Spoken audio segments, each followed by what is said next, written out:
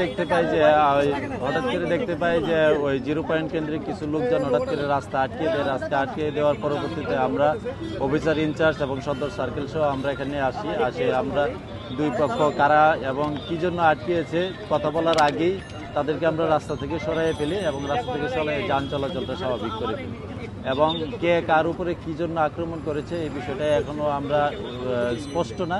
আমরা দেখছি গোয়েন্দা তথ্য সংগ্রহ করে কে কি জন্য কার উপরে কিভাবে আক্রমণ করেছে এবং আশেপাশে সিসিটিভি ফুটেজ আছে, এগুলি দেখে আমরা বিস্তারিত ব্যবস্থা। এখন পর্যন্ত কোনো আহত আছে?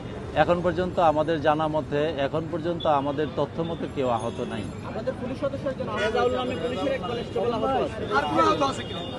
না, আমাদের পুলিশ সদস্য ওরকম না। আমাদের পুলিশ সদস্য ওই যখন দুই পক্ষ রাস্তাটা ব্যারিকেড দেয় তখন তাদেরকে ওই সরানোর জন্য তার ওই যে পা জুতার হয়তো বা স্পিডে যাচ্ছিল, তাড়াতাড়ি যাচ্ছিল, যাওয়ার জন্য পা হয়তো বা একটু ব্যথা। এই ঘটনা এখনো আমরা ওইভাবে মাত্র আপনারা দেখেছেন যে মাত্র আমরা রাস্তা ক্লিয়ার করলাম, ক্লিয়ার করলে আমরা এখানে দাঁড়িয়েছি। এই ঘটনার পরবর্তীতে মাননীয় পুলিশ সুপার মহোদয়ের সাথে আলোচনা করে পরবর্তী ব্যবস্থা নেওয়া হবে।